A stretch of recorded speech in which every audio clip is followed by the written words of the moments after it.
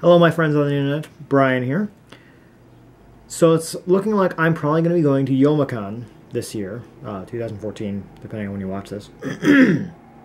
And it is quite possible that I'll be dressing up in a costume. And I decided that if I were to dress up in a costume, I'd want to go as a alchemist from Fullmetal Alchemist. And, you know, they've got some really cool things called Automail in that series, which is basically cybernetic limbs. So I decided that if I was going to do all that, I should do it right. Well, maybe not right, but I should do it to the best of my ability. So, to that end, I started doing some research on how to make various props like that. I have never made any cosplay stuff like that, really. So what I'm planning on doing is an Automail hand and elbow down. So for that, I had to do some research on how to make a glove, really, and found some papercraft templates that I'm going to be using for this. That's what these guys are. If you can't see them, I will try to post a I'll try to post a link in the description. Regardless, I've done some minor stuff with papercraft, mostly just assembling other people's models. This particular papercraft for the Gauntlet was actually an Iron Man gauntlet, and I have not found it to be particularly helpful. It lacks a lot of the instructions on how to assemble it, so I kind of had to figure it out on my own. And, well, my plan is not to use papercraft for it. My plan is to use the papercraft as a guide. I found out about this technique of using foam that can make it look like armor. I'll post a link to one of those videos in the description as well.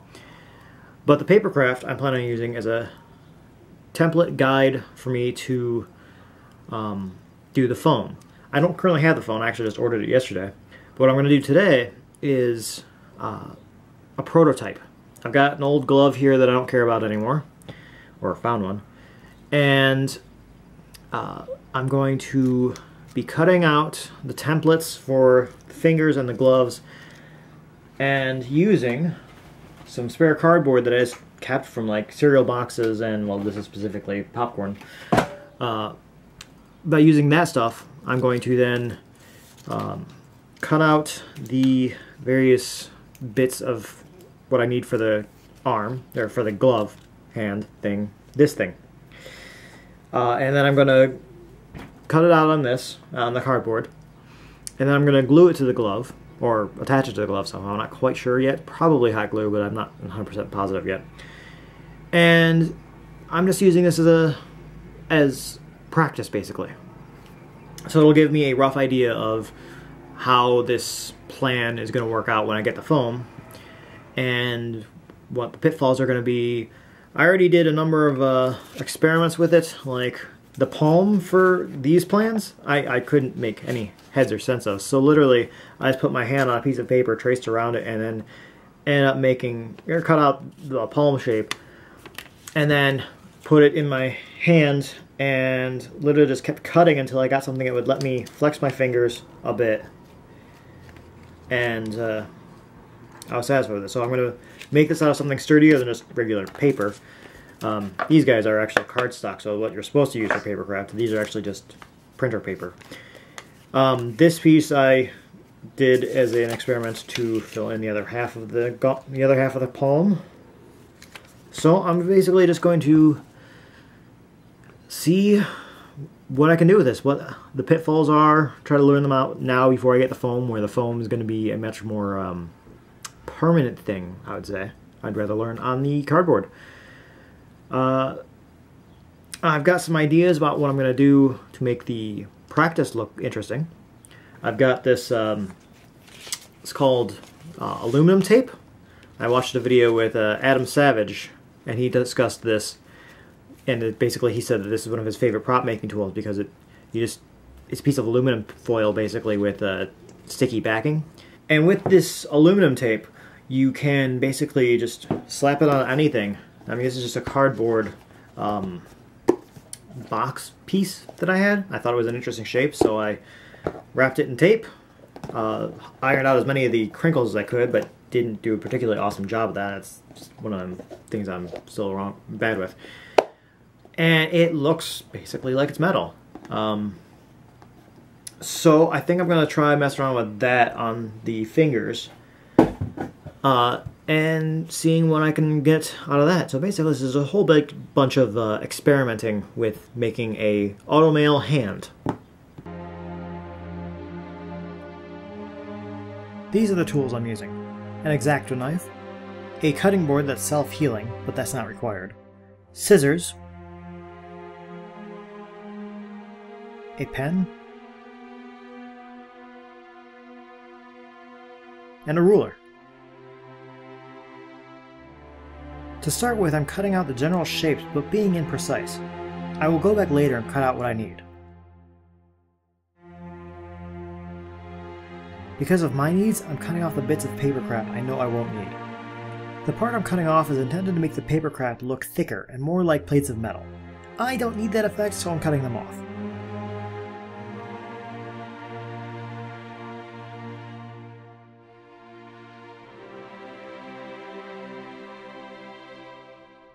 Sorting the fingers. With a duller blade, it can be difficult to start cutting onto a piece of paper, so I try to cut off the paper rather than onto it. Cutting more general shapes.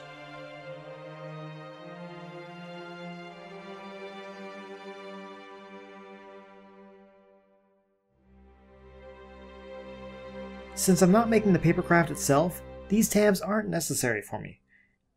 If I were making this as a papercraft version, these tabs would be used to secure the tip of the finger and would be useful. But since I don't need them, I'm going to cut them off. I intend to simply glue the tip to the rest of the finger. I'm using the scissors to do the majority of the precision cutting. The fingertip pieces have a precarious piece on them. Later I'll simply be removing it, but here I'm trying to figure out if I can remove it and not negatively affect the build. I decided to leave it as is at this point, but later on I'll just separate them.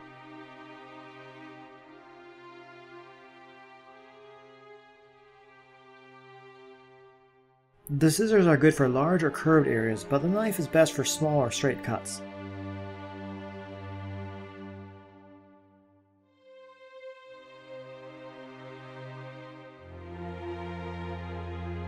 Don't get ahead of yourself.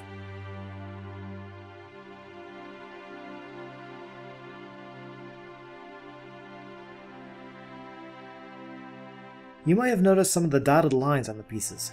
Those are scoring marks. Scoring is when you lightly run a blade across that area, not to cut it apart, but to break the surface and thus make it easier to fold. Be careful which side you score though. Make sure you score on the side that you fold on.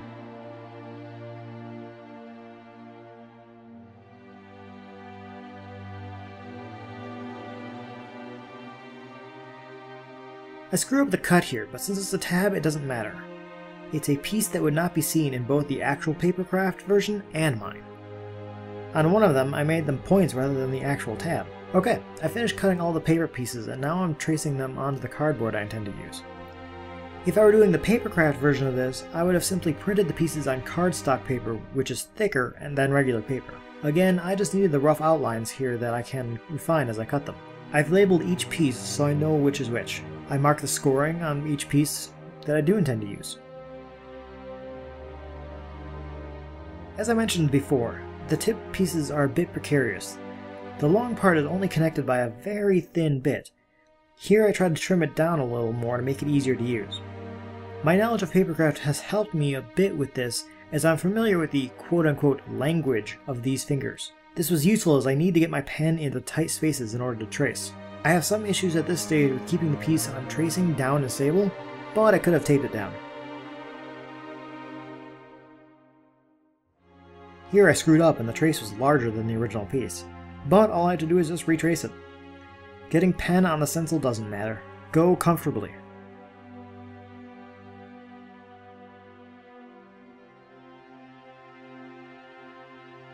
I know that I'm not doing the score marks for the tabs, and thus can be a little lax.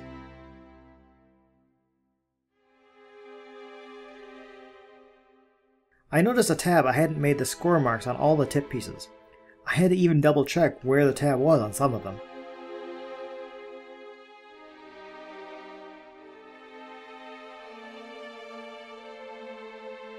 And that's what I did for everything, including the big pieces.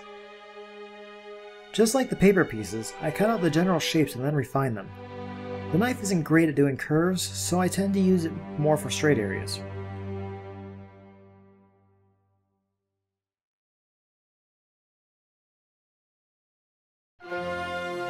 For the curves, I use the scissors just like on the paper version.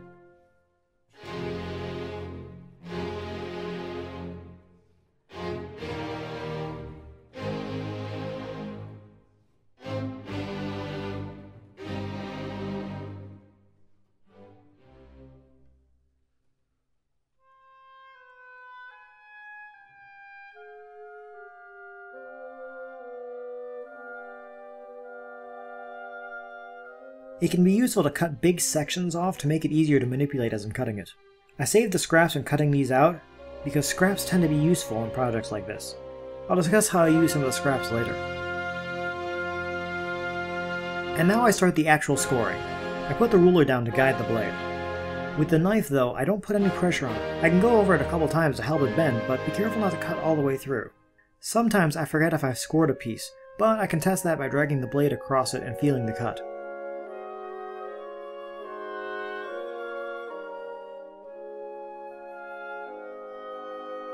So I finished scoring one of the pieces and assembled it. I sandwiched the cardboard piece between two pieces of aluminum tape and used hot glue to hold it together. The good thing about the glue gun is that it's easy to clean up stray strands. But for now I just start assembly lining the taping, after I deal with the dripping hot glue gun.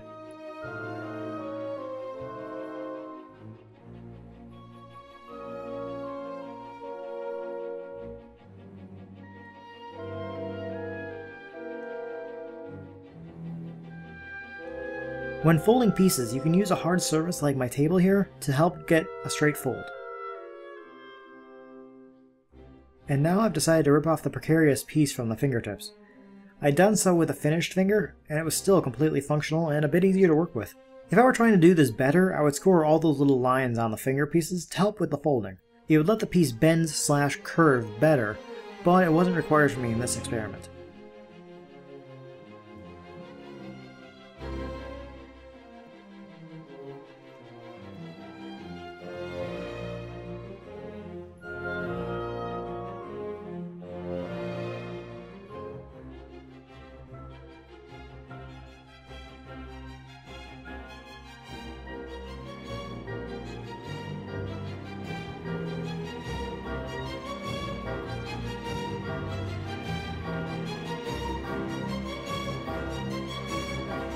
I've now finished scoring everything, and I'm moving on to taping the pieces. I'm not sure if it was this roll of tape or what, but I noticed as I was doing this that there's a thin stripe where the backing is wider than the tape. This made it easier to remove the tape, and I was really grateful for it, but again, I'm not sure if that was intended or not. With this tape though, I have to be careful. It likes to roll back on itself, which can basically ruin that bit of tape. Like that. But if you're careful, you might still be able to use it. I give it a bend in the center to let it stay straight. Then I place the cardboard piece onto it and cut out the general shape again.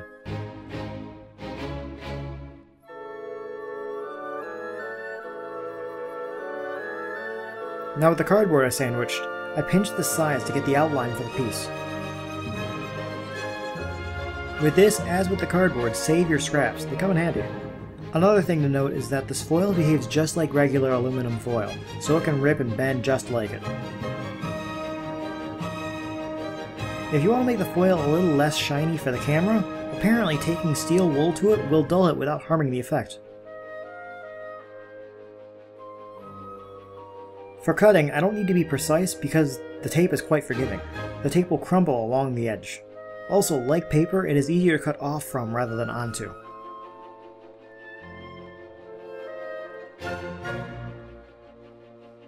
I use the backing of a piece of tape as a ruler of sorts to measure out how much tape I'm going to need. I should also add that this one roll of tape has gone a long way on a number of projects, so I definitely got my money's worth with it.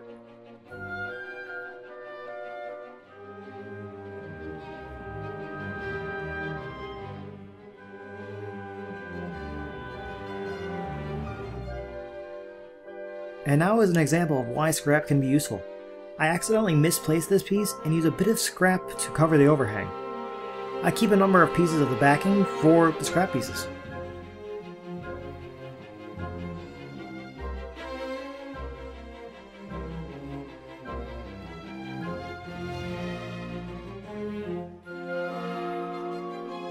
With this, I had to keep reminding myself which side was the bottom, since I scored the pieces to fold a certain direction.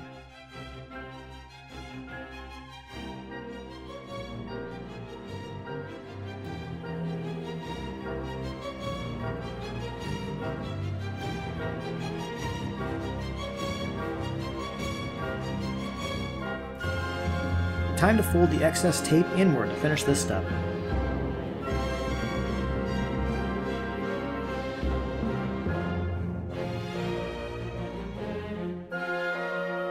Skipping forward, I finished taping all the pieces and used some scrap tape to get an idea of how things are going.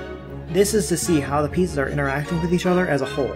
At this moment, I'm pleased, but the finger lengths are just too long, so I'll have to cut them down. The fingertip would barely be on my finger. Be careful to know what you're cutting beforehand. Measure twice and cut once, as my father would say.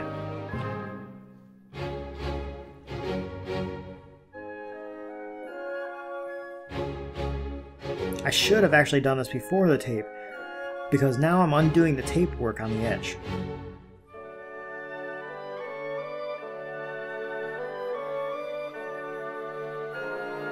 So it's just a series of seeing how things feel and making adjustments as I go along.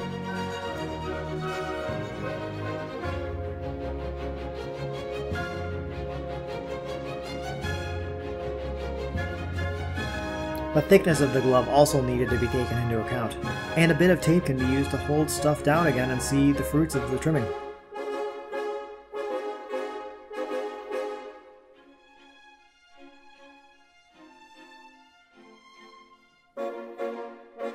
The gaps you might notice in the tip is a direct result of me not having followed the papercraft instructions. Had I followed it more closely, they would have looked better.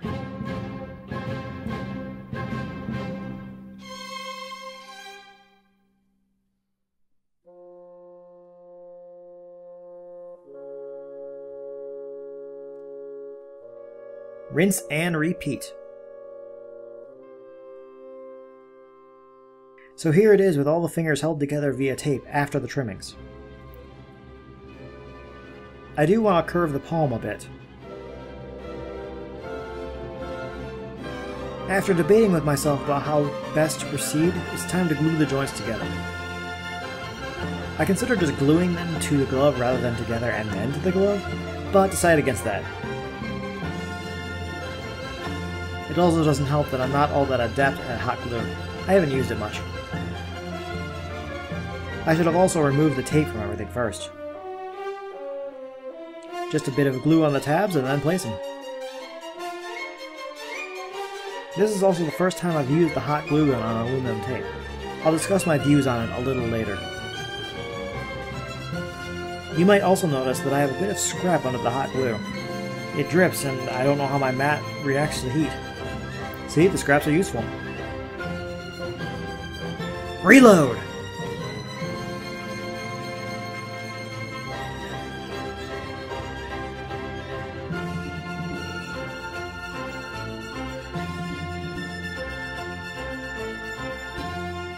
I'm a fan of the assembly line process, meaning I do the same task repeatedly and then move on to the next task.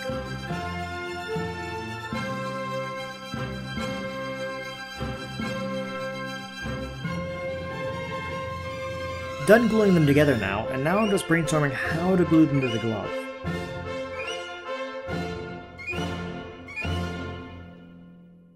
Hey guys, so this morning I finished up the prototype of the, what do I want to call this? Armored Automail glove thing. Yeah. So I finished up the prototype of that. Here it is. So I probably said a number of these points that I'm going to mention now in the building video. But overall, I'm pleased with it. This has been a very good experiment, and hey, I've got another glove if I want to attempt it a second time. So some things that I wanted to criticize. First off, I guess, I wasn't a huge fan of the hot glue.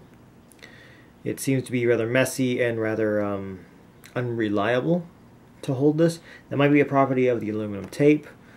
But I think when I go to the next version of this, which will be made out of foam, I'm going to switch to super glue, because I've used that on a number of projects and had much greater success than I have with this.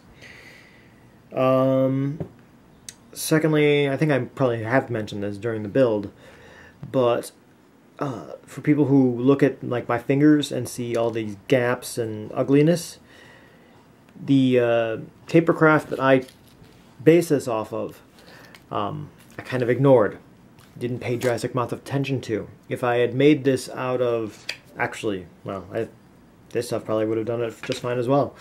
But if I had actually followed the instructions on the lines, the fingers would have been much cleaner and tighter and looked better. But this was just a prototype for me to find out what I need to do to learn how to do this, basically. So I didn't care drastically much to follow the papercraft instructions, because I imagine doing these caps out of foam is going to be a whole lot easier than the papercraft version. The joints around the top of the fingers are a little tight. In fact, on this guy, it's too tight. I had to build a bridge and glue in on the side to hold it together. But, and of course, I did have to cut them again, cut them shorter than what they were, and I should have done the tape thing after cutting it instead of before, because if I cared more about this, I'd be annoyed about the fact that, like, if you look head on, you can see that this bit is cardboard, because you can see the cardboard because it's where it cut. If I had done the tape after I trimmed everything, you wouldn't really be able to see that. Oh, I added these things since the last video. Basically, I glanced at some more pictures of Automail from State Alchemist, and a lot of the characters had knuckle things, and I was already thinking there's blandness at the knuckles of my fingers. So I grabbed some stuff that was around me that was circular and put it on my hand, and was like, that's too big, that's too small. And eventually grabbed a dime and said, oh, that's about right. So I threw it on one of the scrap pieces of cardboard that I've had laying around because of this. That's why you should always hold on to your scraps. Trace trace the dime 4 times, because I need 4 knuckles, and then cut them out and use some scraps of the tape. Found a couple of scraps that were big enough for the dimes and did the same trick where, sandwiched between them. This piece was another piece of scrap. This piece was another piece of scrap that I literally just grabbed, held up here, and needs about this size. Cut. That's good enough. So basically, I wasn't happy with seeing a blank spot here, but this was easy enough to fix. The top panel here, I eyeballed it when I placed it, really. So it's kind of off-skewed, which makes it look kind of bad with the knuckle dime things. So if I had been a little bit more careful in the construction, I would have shifted this a little bit that way so that it would basically line up with that.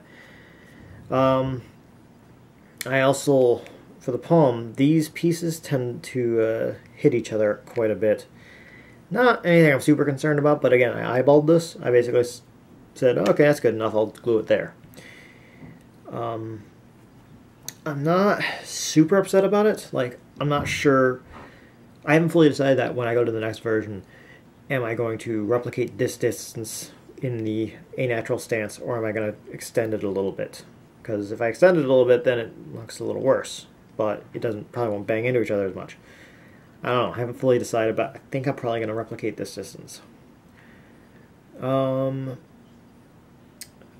For Automail, it's you generally tend to see it more rounded, so I don't know, I haven't fully decided. I really like the Iron Man angles that this Gauntlet has, so I might very well keep it and do some more stuff. There's some other tricks that I can do, like to make it more Automail-ish and have this just be my aesthetic style, since I'm also planning on painting it a shiny metal red.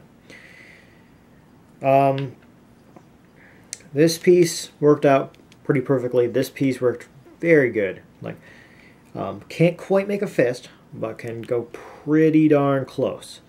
Can't quite make a fist, I think, because of the parts here on the rings. Don't think I have quite... Oh yeah, it's also on these parts as well. Definitely I think I like the gluing it in this spot as opposed to multiple spots. Or I think gluing these rings onto that particular point is the good choice. The fingertips I also did the same thing with, so they can come up a little bit and kind of slide off, but that kind of helps in the extends my hand length a little bit, and it helps with the style. Granted, that probably means I should actually just shrink these a little bit more to make them the same width as my knuckle segment. What is that called? Finger segment? Whatever. Should probably shrink them to be that size as opposed to what they currently are, but I'm okay with it, basically.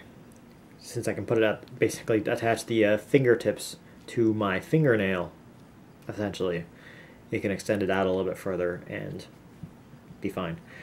Something else good about the fingers sliding back like this, it makes it easier to take them off, because I can slide the fingers back, grab hold of the glove, and pull the fingers free. They don't go back super far, and I'm grateful for that, because when I'm trying to pick something up, it's a hindrance, but when I'm trying to take the gloves off, it is definitely a help.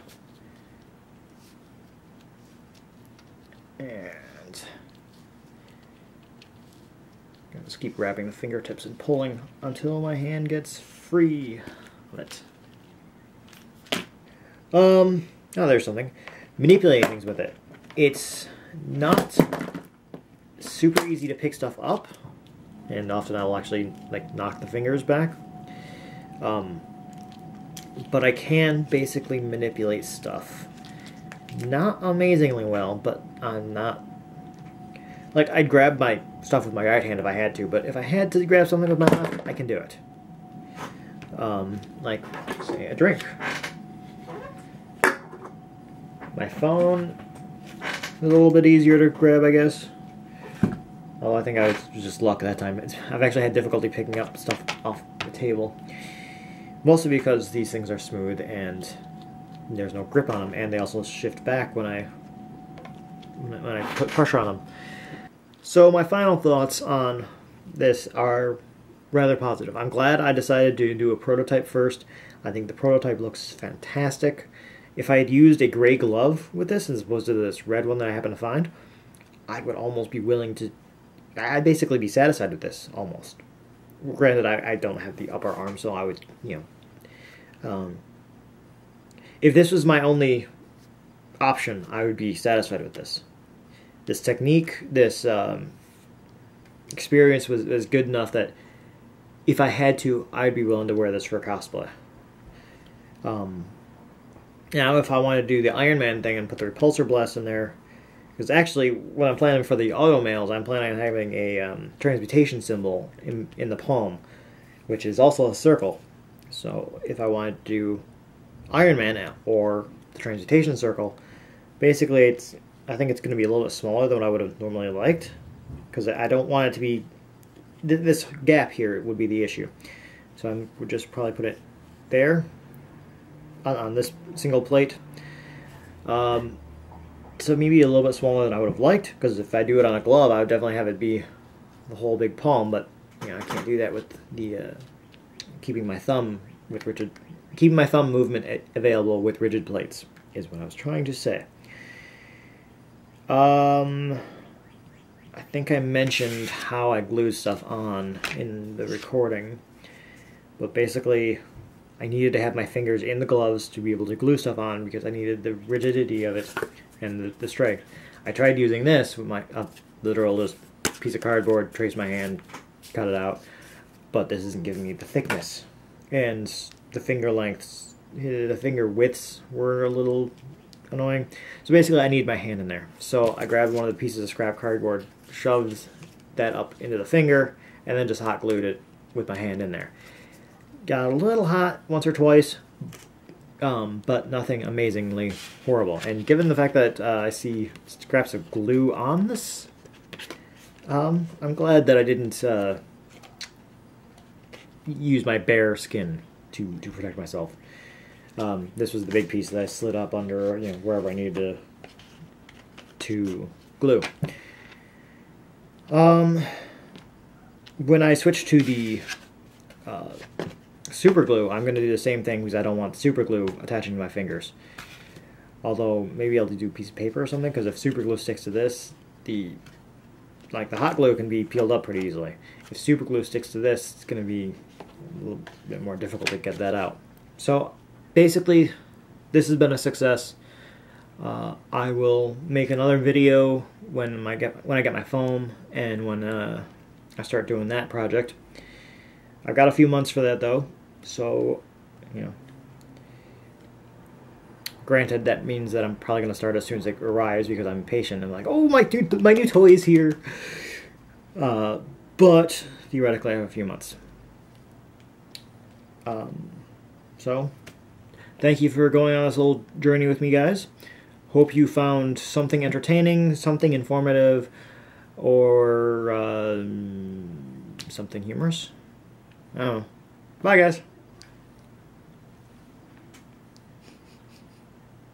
Dingus.